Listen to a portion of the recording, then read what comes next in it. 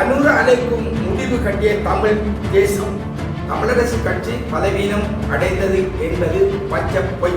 இணைத்து ஆட்சி அமைக்க மாட்டோம்.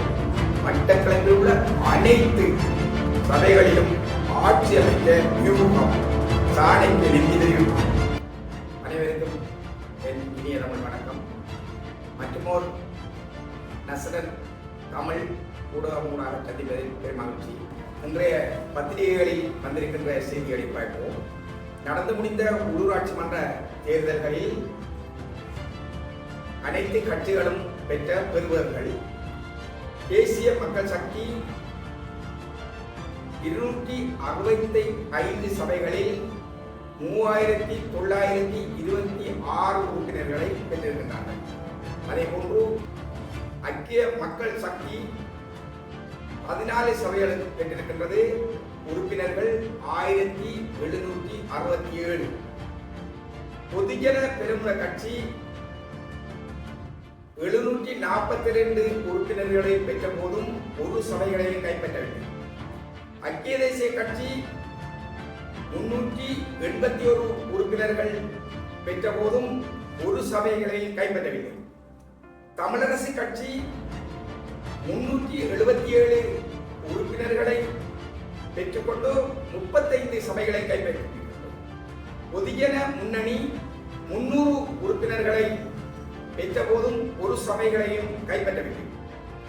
சர்வஜன அதிகாரம் 226 சபைகளை பெற்ற போது கூட ஒரு சபைகளையும் கைப்பற்றவில்லை. முஸ்லிம் காங்கிரஸ் 116 உறுப்பினர்களை பெற்ற போதும் 6 சபைகளை கைப்பற்றியிருக்கிறது. ஜனநாயக தமிழ் தேசிய கூட்டணி 106 உறுப்பினர்களை பெற்று ஒரு சபையை கைப்பற்றியிருக்கிறது. அகில இலங்கை மக்கள் காங்கிரஸ் 60 உறுப்பினர்களை பெற்று 3 சபைகளை கைப்பற்றியிருக்கிறது.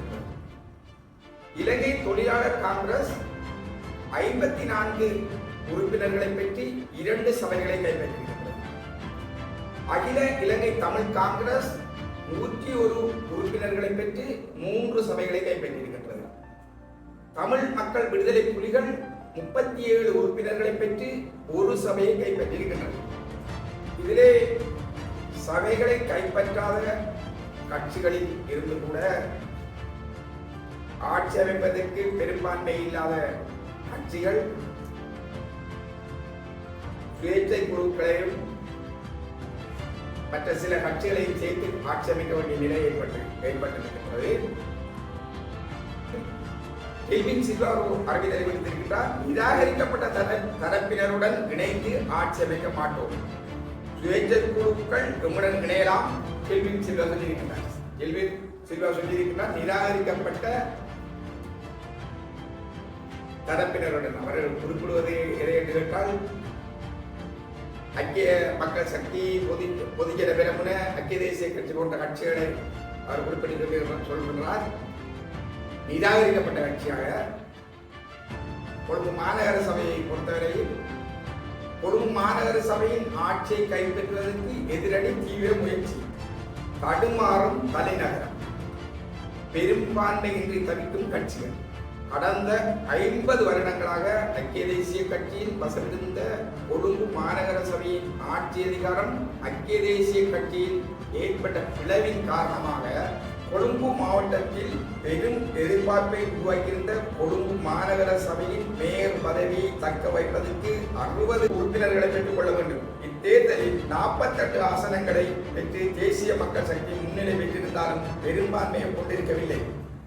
கொழும்பு மாநகர சபையை பொறுத்தவரையில் பெரிய இழுபறி நிலை ஏற்பட்டிருக்கின்றது. அதை அதிக காலங்கள் ஐக்கிய தேசிய கட்சி வசம் இருந்தது. இப்போது தேசிய மக்கள் சக்திக்கு பெரும் பின்னடைவை ஏற்படுத்தியிருக்கிறது. ஆளுங்கட்சி ஜனாதிபதியும் ஆளும் கட்சியுமாக இருக்கின்ற தேசிய மக்கள் சக்தி கொழும்பு மாநகரை கையிழக்கும் நிலைக்குத்தான் வந்திருக்கின்றது போல் தெரிகின்றது. மற்ற கட்சிகளுடன் இணைந்து ஆட்சி அமைத்தால் தேசிய மக்கள் சக்தி கொழும்பு மாநகரை இழக்க வேண்டிய நிலை ஏற்படும். 266 சபைகளில் 164 மட்டுமே தனித்து ஆட்சி அமைக்கும் நிலையை தேசிய மக்கள் சக்தி உருவாகி இருக்கின்றது. மற்ற இடங்களில் பங்காளி கட்சிகளை தேர்ந்த நிலையை உருவாக்கி இருக்கின்றன. இன்றைய செய்திகளிலே மட்டக்களப்பில் உள்ள அனைத்து சபைகளிலும் ஆட்சி அமைக்க வியூகம் சாணைக்கு நெஞ்சு தெரியும்.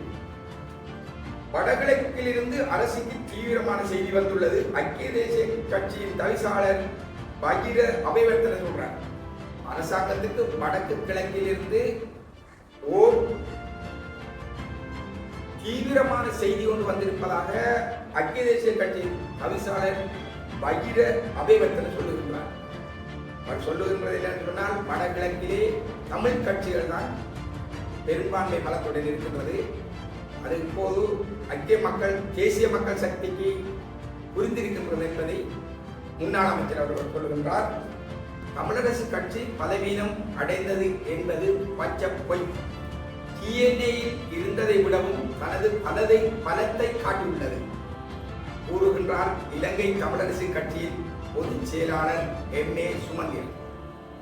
முன்னாள் சுகாதார அமைச்சர் கெகலிய மீண்டும் கைது. கெகலிய ரம்புகல ஊழல் வழக்கில் கைது செய்யப்பட்டு சிறைச்சாலையில் இருந்து விடுதலை பெற்று மீண்டும் நேற்று அவரை கைது செய்திருக்கின்றார்கள். வருகின்ற 20ஆம் தேதி வரை விளக்கமறியலில் வைக்க வேண்டும் என்று சொல்லி நீதிமன்றம் உத்தரவிட்டிருக்கிறது. தேசிய மக்கள் சக்தியை பின்தள்ளி நுவரெலியாவில் ஆட்சி. ஐக்கிய மக்கள் சக்தி இலங்கை தொழிலாளர் காங்கிரஸ் குழு நடந்து முடிந்த 2025 உள்ளூராட்சி மன்ற தேர்தலில் நுவரெலியா மாவட்டத்தில் தேசிய மக்கள் சக்தி முன்னிலை பெற்றுள்ள போதும் ஐக்கிய மக்கள் சக்தி, தமிழ் முற்போக்கு கூட்டணி மற்றும் இலங்கை தொழிலாளர் காங்கிரஸ் ஆகியோர் இணைந்து உள்ளூராட்சி மன்றங்களில் பெரும்பான்மையை கைப்பற்றும் முயற்சிகளை முன்னெடுத்துள்ளன. அங்கே தேசிய மக்கள் சக்தியை ஆட்சி அமைக்க விடாமல் ஐக்கிய மக்கள் சக்தியும் இலங்கை தொழிலாளர் காங்கிரசும் இணைந்து ஆட்சி அமைக்கக்கூடிய சந்தர்ப்பம் உருவாகியிருக்கின்றது.